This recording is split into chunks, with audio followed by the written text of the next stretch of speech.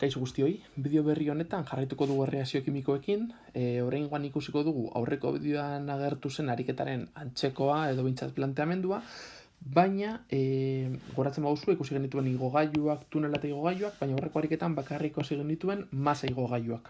Kasu honetan ikusiko dugu ze gertatzen den masa izan beharrean disoluzioak agertzen direnean, bale? Beraz ikusiko dugu ariketa honetan agertuko zaigula igogailu bat disoluzioarena, tunela beti bezala normala, eta beste igogailua masa igogailua izango da aurreko bideoan azaltzen genuenarekin kalkulatu dezakeguna. Beraz, bagoaz irakurtzera ariketak. Esaten digu gure organismoak azido kloridriko gehiegi sortzen duenean bihotzerra izaten dugu. Hori sentsazioa oso ezerosoa, ezta? Hori nabaretzen dugula. Hori tratatzeko aluminio hidroxidozko emultsio bat hartu behar da. Joango gara apuntatzen zeintzu diren agertzen zaizkigun konposatuak, azido kloridrikoa, aluminio hidroxidoa, eta gero jartzen du horrek azidoarekin erreakzionatu eta aluminio klorura eta ura sortzen da. Aluminio kloruroa eta ura sortzen da. Hemen agertzen den azidoa da azido kloridrikoa. Claro, HCl azido kloridrikoa deitzen dela ez badakigu, hemen agertzen den azidoa liatuko gaitu eta pentsatuko dugu beste konposatu bat daukagula. Horregatik da ingarrantzitsua jakitea formulatzen. Beraz daukagu azido kloridrikoa eta aluminio hidroxidoa batzen direnean, lortzen dituela aluminio kloruroa eta ura. Beraz, azido kloridrikoa eta aluminio hidroxidoa izango dira gure reaktiboak, aluminio kloruroa eta ura gure produktuak. Beraz, horrela geratzen zaigu gure erreakzio kimikoa. Izatez, lehenengo atalak esaten digu, idatzi ze erreakzio gertatu den. Hau da, gertatu dena. Azido kloridrikoa gehi aluminio hidroxidoa, aluminio kloruroa eta ura lortuko ditugula. Vale? Doituko dugu gure erreakzioa. Horretarako, goratzen badugu, kalkulatuko ditugu atomo bakoitzetik zenbat dauzkagun, hidrogenoren kasuan 4 dauzkagu, daukagulako hemen bat eta hemen 3, aluminioaren kasuan bakarra izango dugu erreaktiboetan, oxigenoaren kasuan 3, bai, hemen parentesien artean dagoelako eta 3 bat kanpoan, eta, parkatu eta azkena ez da hidrogeno, azkena da, hemen liatu naizela, azkena da hemen kloro. Kloraren kasuan izango du atomo bakarra, bale? Egiten badugu berdina produktuetan, ikusiko ditugu bi hidrogeno dauzkagula, aluminio bakarra, oxigeno bakarra eta 3 kloro. Beraz doitzeko, ingo genukena izango zen lehenik eta behin nolamen dauzkagu 3 oxigeno eta hemen bat hau handiago egiteko, hemen jartzen diogu 3 lortzeko, hemen 3 bat jarri beharko dugu horrean, zergaitik 3 hau honekin eragina dauka, 3 lortzen ditu, baina gero, 3 bider bi, orain 6 hidrogeno dauzkagu, beraz hemen jarriko dugu 6. Bestetik, baita ikusten dugu kloraren kasua, hemen daukagula bat eta hemen 3, eta gure helburua izango da bietan berdin izatea, beraz, hau 3 bihurtzeko jarri beharko dugu kloraren aurrean 3 bat, goratu bakarrik hemen jarri daitezkela zenbakiak. Eta 3 hori jartzerakoan, hemen lortuko ditugu 3 kloro, baina orain hidrogenoak baitera aldatzen dira, alde batetik dauzkagu hemen 3 hidrogeno, eta bestetik hemen beste 3 hidrogeno. Beraz, 3 gehi 3, 6. 6, bat, 3, 3. Beraz, kasu honetan ja, lortu dugu gure erreakzio kimikoa doitzea. Joango gara, B atalera. Vale, eta B atalean esaten dugu, kalkulatu aluminio hidroxidoaren zer masa hartu behar den, 1,25 molar den azido kloridrikoaren 10 mililitro neutralizatzeko. Datuak, molartasuna eta volumena ematen dizkigute azido kloridrikoari buruz. Beraz, azido kloridrikoa izango da informazio daukagun konposatua, datuak ezagutzen dituguna. Eta bestetik, eskatzen digute kalkulatzea aluminio hidroxidoaren zein masa, beraz hau izango da, lortu nahi duguna, aluminio hidroxidoa. Izan daiteke aurreko ariketetan normalean ematen diziguten informazioa erreaktiboei buruz eta galdera produktuei buruz, baina baita ere galdera izan daiteke beste erreaktibo bati buruz. Beraz, hemen ez dago inolako arazoa eta ariketa berdin egingo dugu. Vale. Ikusten dugunez, honi buruzko informazioa ematen digute eta hau galdetzen digute, baina datuak ez daude moletan adierazita, beraz, horreko bideoan azaltzen genuen bezala, egin barko dugu tarteko bidetxo bat, bai, zeinetan, molak kalkulatuko ditugun, ondoren tunela erabiltzen honen molak kalkulatuko ditugu, eta eskatzen digutena ez dira honen molak, baizik eta honen masa. Beraz, berriz ere, beste kalkulotxo bat egin barko dugu. Hemen dauzkagu bi igogailu eta tunel bat.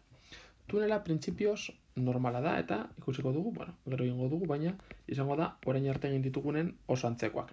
Gogoratu tuneletan erabili behar duguna dela agertzen diren koefiziente esteokiometrikoak. Vale. Eta bestetik hemen molak izango ditugu eta masa eskatzen digute. Beraz, hemen erabili beharko duguna izango da, bai, aurreko bideoan azaltzen genuen, igogailu oso antzekoa. Beraz, hau aurreko bideoarekin kapasak izan beharko zinatekete kalkulatzeko. Arazoa dago hemen. Zergaitik, hemen ematen diguten informazioa ez dago gramoetan, ez da masa, ematen digute volumena eta molaritatea. Beraz, igogailu mota hau deituko diogu disoluzio igogailua. Eta honetan, agertzen zaigun formula da M dela N zati V.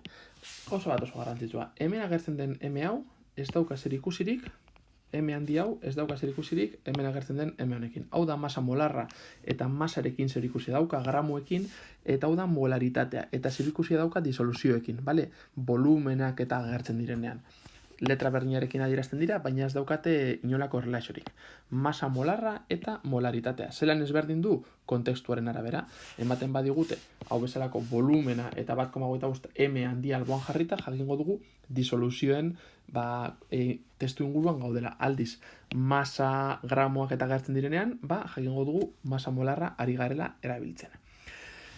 Hau da erabiltzen den formula, baina nola gu hemetik abiatzen garen volumena ezagutzen dugu, eta M, 1,25 M ezagutzen dugun, eta molak erabilan ditugun, benetan erabiliko dugun formula, ez dago izango, baizik eta N berdin V bider M.